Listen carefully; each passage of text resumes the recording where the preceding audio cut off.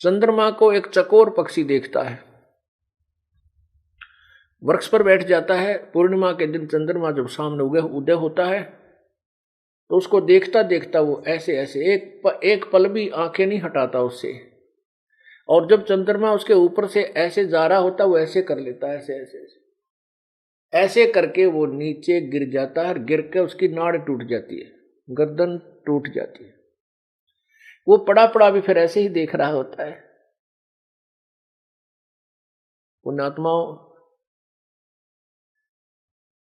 हम मानव शरीर पाकर के बहुत ज्यादा विचलित हो जाते हैं, क्योंकि पूर्व जन्म की प्रेरणा जो संस्कार वो तो हमें दबाव देते हैं, परमात्मा की तरफ धक्का देकर लाते हैं। लेकिन कुसंगत और काल के प्राणी, काल के लोग के जो पथभ्रष्ट व्यक्ति हैं वो हमें डगमग कर ही लेते हैं। किनको कर लेते हैं? जो सतगुरु के वचनों पर विश्वास नहीं करते और उनकी सोच कुछ अपनी मिलीजुली सोच से ही आधारित हो जाते हैं, वो फिर यही रह जाते हैं, वो गुरुद्रोही नहीं हो पाते हैं। तो उनको परमात्मा जब यहां से धर्मराज के दूत पकड़ कर ले जाते हैं, वो वहां जाकर याद आती है उसको ये बातें कि मैंने तो सचमुच बहुत भूल कर दी और मैं गलत जगह आ गया।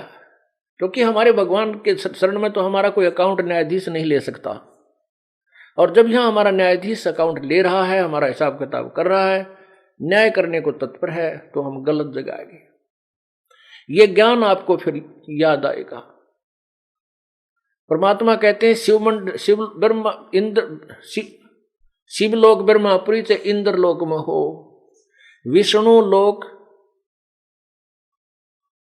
शिवलोक चाहे इंद्रपुरी चाहे विष्णु लोक में हो, शिवमंडल ब्रह्मापुरी चाहे विष्णु लोक में हो, शिवमंडल ब्रह्मापुरी चाहे विष्णु लोक में हो, और हमारे गुण भूल नहीं तो आण छुटाऊं तो यदि वहां भी तू याद कर लेगा, ये परमात्मा मैं तो गलत आ गया, पाप आत्मा हूं प्रभु, मैंने बहुत गलती की, ये परमात्मा आपके वचनों से मैं नीचे गिर गया, मुझसे भूल हो गई, तो परमात्मा वहां अपनी आत्मा के लिए प्रकट हो जाते हैं।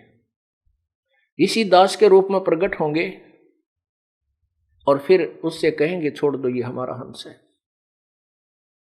वहां से तो छुड़वा लेंगे और फिर वो चरणों में लिपट कर बुरी तरह रोगा, क्योंकि वहां तो पिटाई तैयार हो रही थी, डंडे ठाए खड़े थे वो पुलिस वाले यानी धर्मराज के सैनिक।